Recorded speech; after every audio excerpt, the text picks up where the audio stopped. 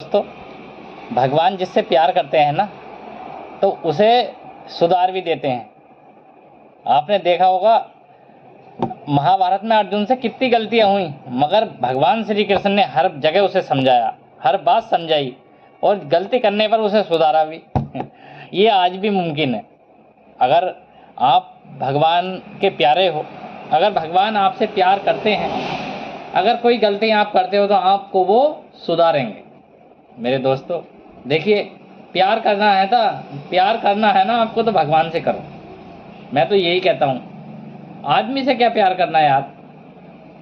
भाई आपस में प्रेम करो, मगर कुछ प्रेम ऐसे होते हैं जो सारी सीमाएं लांघ जाते हैं। बहुत अपने अपने नुकसान भी कर लिए लोगों ने एक दूसरे के खातिर। मगर अगर वही प्रेम हम परमात्मा से कर लें, फिर आपको उस परमात्मा के बिना कुछ अच्छा ही ना लगे, फिर तो भाई परमात्मा को तो मजबूर होना पड़ेगा आपके पास आने को, या नहीं? बताइए,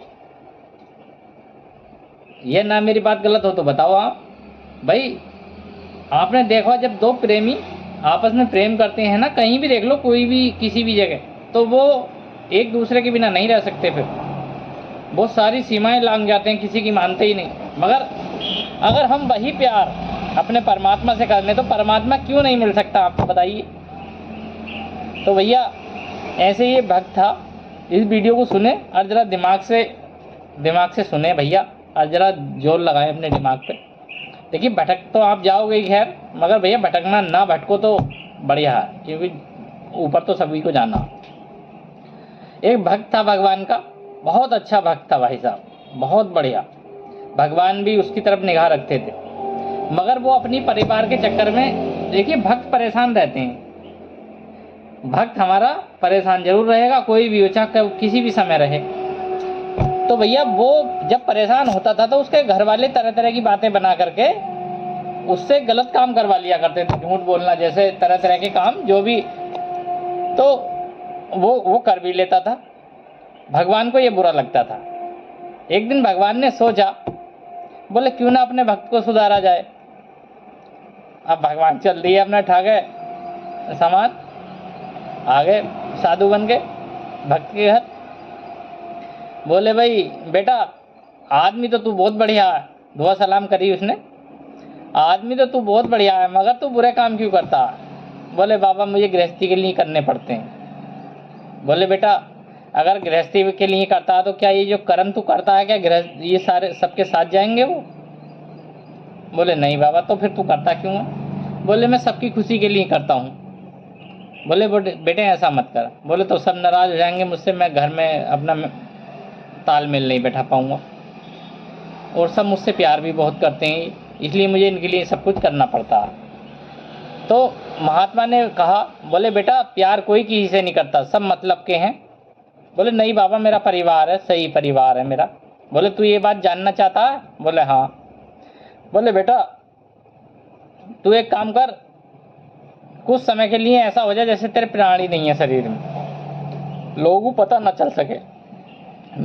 मैं तेरी इसमें मदद करूंगा। भगवान थे, उन्होंने ऐसा थोड़ी देर के लिए कर दिया, मगर उसे सुनाई, बोले सुनाई तुझे सब आती रहेगी। तो थोड़ी देर के बाद उसके प्राण ऐसे हो गए जैसे निकल गए।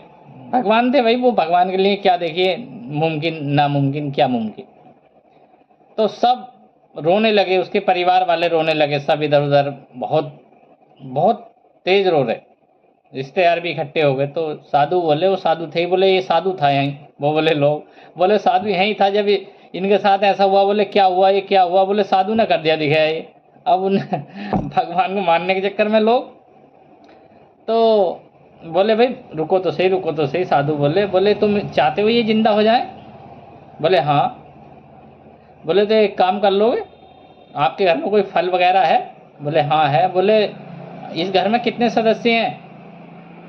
बोले 3 बच्चे थे और एक वो था। बोले 5 जने हैं। बोले उसके उनने 4 टुकड़े करे। बोले लोग कोई सा ये फल का टुकड़ा खा लो, मगर जो भी खाएगा उसके प्राण नहीं बचेंगे, ये जिंदा हो जाएगा।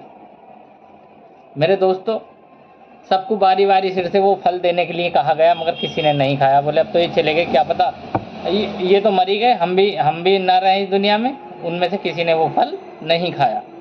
वो सुन ही रहा था, सारे वाक्य सुन रहा था। दोस्तों जब नहीं खाया तो बोले हम नहीं खाने के, अब उसे जो है ले आने की तैयारी शुरू कर दी। अब भैया वो उठ के बैठा हो गया थोड़ी देर के बाद, तो बोले बोले यार ये तो जिंदा हो गया, जिंदा हो गया। सब अपना सुलह हो गई बात, वो सब अपने अपने घर चले गए।